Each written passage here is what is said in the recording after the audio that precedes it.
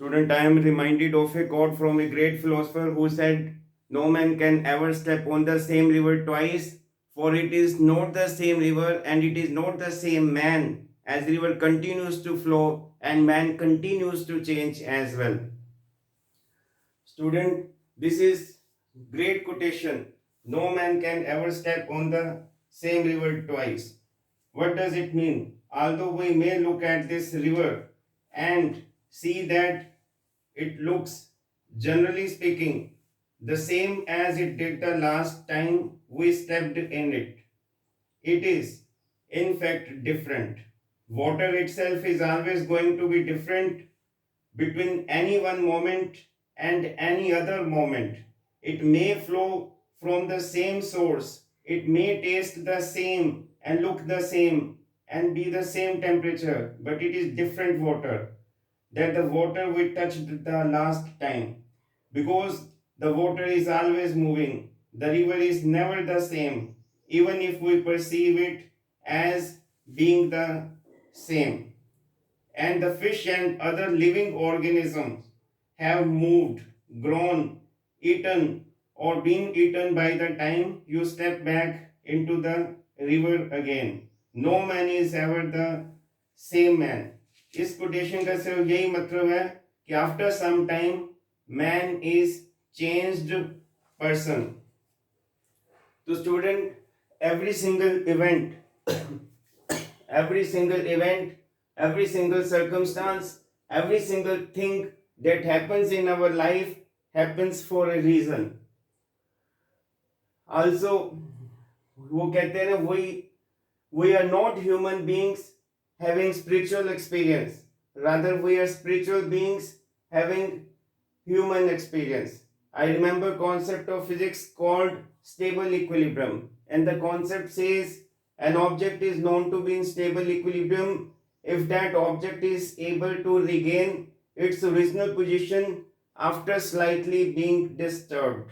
Again, the aspect of disturbance is there, that always exists, but thing is that how quickly I am able to regain my original position after slightly being disturbed is the question that needs to be answered.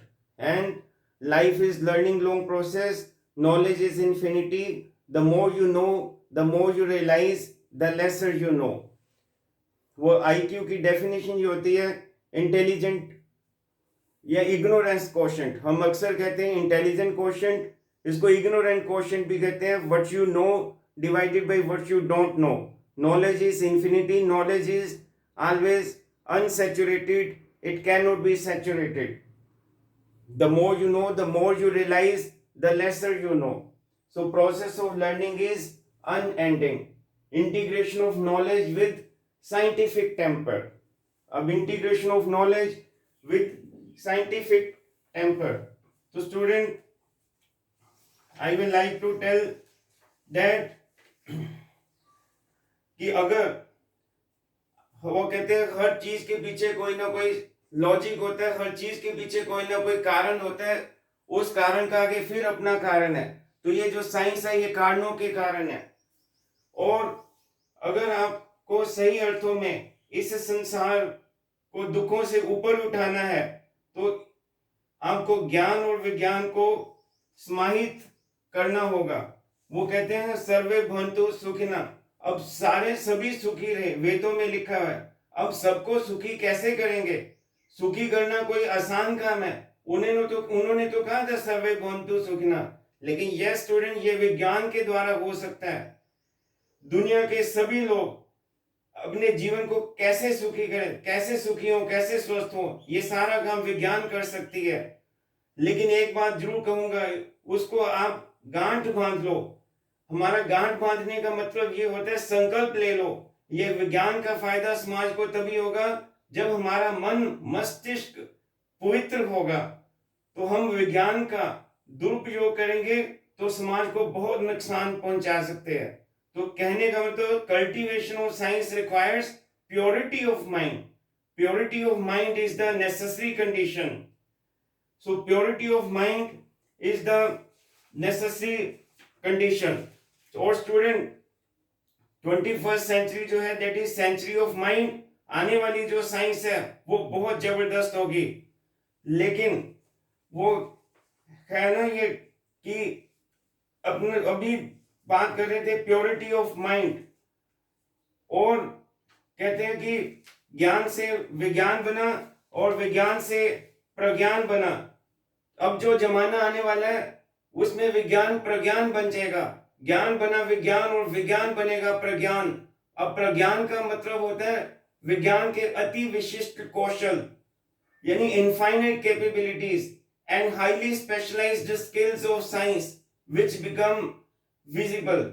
और आप आजकल देख भी रहे हैं science fiction के माध्यम से बताया जा रहा है, जो आज फिक्शन है रियली वो कल रियलिटी बन जाएगा। जो हमारे टाइम में फिक्शन में था, जो हमारे टाइम फिक्शन था वो आज रियलिटी बन गया। तो जो आपके टाइम में फिक्शन है आने वाले में वो जबरदस्त एक रियलिटी बन जाएगा। तो आने वाले विज्ञान में बहुत जबरदस्त चीजें होंगी। नैनो साइंस, नैनो टेक्नोलॉजी आप रीड करते हैं। और स्टूडेंट अभी साइंस की बात हो रही थी, लाइफ भी जो है एक नॉन इक्विलिब्रियम सिस्टम है। It is continuously spending energy. We eat food and then we get energy and we spend this energy to do task. We have to harness energy in right direction. One way to define death. Death क्या होती है? One way to define death is to say organism is in equilibrium with the surrounding. और जरा से कोई हमारे पैर पे ऐसे टच करता है एकदम दिमाग को सिग्नल जाता है, स्टिमुलस मिलता है, इलेक्ट्रिकल इंपल्स मिलता है, ब्रेन के इलेक्ट्रिक फील्ड डिस्टर्ब होता है उससे। तो ये न्यूरॉन्स जो है ये भी एक इलेक्ट्रिकल वर्क की तरह काम करते हैं। लिविंग सेल क्या होता है? Life is also made of cells. कितने कितने सेल्स होते हैं? लिविंग सेल क्या होता है? It is a chemical system which locally minimizes entropy but globally maximizes it. Cell एक ऑर्गेनाइज सिस्टम है जिसमें डिसऑर्डर का स्कोप बहुत कम है। So whatever we work, wherever we work, we are doing, wherever work we are doing, we have to work for achieving excellence, whether it is education or in any profession. Think of God, think of Almighty God. God is omnipresent, and thank you God always. Well done is better than well said. Well said. वो कहते हैं ना, there are many things which are easier said than done. What all I want to say is life is all about climbing the ladders. Some ladders are small, easier one, and some ladders are tougher one. So we all know when you go and in progress in life and then put ladder to wall or a pole in, so we say someone to hold the ladder so that ladder does not slip away. So in our making our life, parents, teachers play vital role. Student एक बात last में वो कहते हैं सवाल पानी का नहीं प्यास का है, सवाल मौत का नहीं श्वासों का है। दोस्त तो बहुत है दुनिया में मगर सवाल दोस्ती का नहीं विश्वास का है, सवाल बहस का नहीं सुधार का है। एक एग्जांपल दूंगा लास्ट में। Madam Curie, she was puzzled the whole night and she was solving a mathematical problem. You know, she could not solve it. And after she was tired, she went to sleep. But in the morning, she was surprised to see that there was an answer to the question written on the paper. And further to her surprise, handwriting was her only. That means when Madame Curie slept, the subconscious mind worked. She got up, she wrote the answer, she went back and slept, and that is how she could get Nobel Prize. So idea of my saying is that everything exists within you, everything is in the subconscious mind, and the education, what does it do? It brings the things in the subconscious mind to the conscious mind. और student एक और बात वो कहते हैं हमारे घर में जो धन आता है, धन भी एक बहुत बड़ी एनर्जी है। धन कमाना इंपॉर्टेंट है लेकिन धन कमाना है दुआओं के साथ कमाया हुआ धन। सपोज आज हम मार्केट जाते हैं और हम फल लेने जाते हैं और आप दुकानदार को कहते हैं 1 किलो एप्पल दो, 1 किलो एप्पल, वो कहता है साहब आज मेरे पास ताजा नहीं, दूसरी दुकान से ले आओ। मिलते हैं ऐसे लोग, मिलते हैं, क्यों नहीं मिलते हैं? भले थोड़े कम, पर मिलते तो जरूर हैं। अगर और के ब्रेड लेने जाते हैं, वो कहता है ब्रेड आज फ्रेश नहीं है। सोचो 200 रुपए की एप्पल, 200 रुपये हमारे लिए कुछ नहीं है, पर बहुत बड़ा अमाउंट है। 200 रुपया फायदा उस दुकानदार के लिए है, आपको फायदा सोचा उसने, धन नहीं कमाया। उसने क्या कमाया? उसने दुआएं कमाई। 5 लोगों को और बताएगा आज क्या हुआ, पता आज क्या हुआ, फायदा सोचो, दुआएं कमाई। उसके बाद जीवन भर हम और जिन जिन को हम बताएंगे वो कौन सी दुकान पे जाएंगे, वो उसी की दुकान पे जाएंगे। तो जो धन कमाते हैं वो जरूरी नहीं दुआएं कमाते हैं, लेकिन जो दुआएं कमाते हैं वो अपनी कैपेसिटी से ज्यादा बहुत और धन कमाएंगे।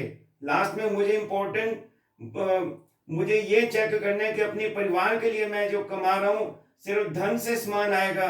दुआओं से क्या आएगा?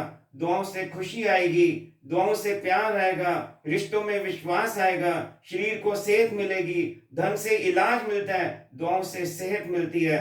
तो हमने धन कमाना है, धन के साथ दुआएं कमानी है, लेकिन आत्मा आगे चली जाएगी। सारा धन कमाया हुआ एक क्षण में पीछे रह जाएगा। साथ में क्या लेकर जाएगी आत्मा? अपने संस्कार व अपने कर्म। तो जीवन में कोई बात आती है, मेरे साथ ऐसा ही क्यों? धन कमाना बहुत इंपॉर्टेंट है, लेकिन धन कमाते समय अपने फायदे से पहले सामने वाले का फायदा सोचो। अपना फायदा सोचो तो धन कमाएंगे, लेकिन दूसरे का फायदा सोचो तो दुआएं और धन दोनों कमाएंगे। बहुत धन कमाया लेकिन खुशी नहीं है, कहते हैं खुशी नहीं है, शांति नहीं है। अगर किसी को धोखा करके, एक्सप्लॉइट करके धन कमाया, तो बच्चों को उससे कौन सी एनर्जी हम दे रहे हैं? ऐसा धन कहते हैं कमाना नहीं है। दूसरी बात, जो कमाएगा परिवार के मेंबर को स्वीकार नहीं करना चाहिए। धन को लक्ष्मी कहा जाता है, प्योर एनर्जी लगी होती है, दुआएं लगी होती है, लेकिन जो गलत तरीके से धन कमाना, उसका कलर भी कहते हैं जी काला धन है जी है। तो और इन्हीं बात यही है कि धन दुआओं के साथ आए। सात्विक धन, सात्विक अन्न और सात्विक मन जो है, इन चीजों को हम तभी जो है देवी शक्तियों का, डिविनिटी का जिंदगी में आगमन होता है। तो thank you so much for today video lecture.